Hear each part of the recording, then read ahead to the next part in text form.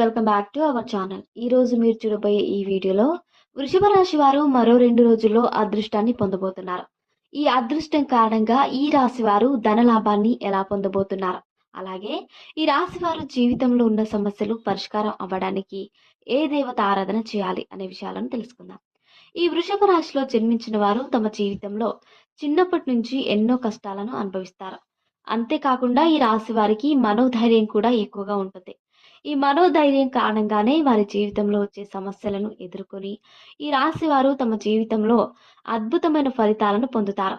ఈ రాశిలో జన్మించిన వారికి అబద్ధాలు చెప్పడం అంటే ఇష్టం ఉండదు. అలాగే ఈ రాశి వారికి కొంచెం సోమరితనం ఎక్కువగా ఉంటుంది.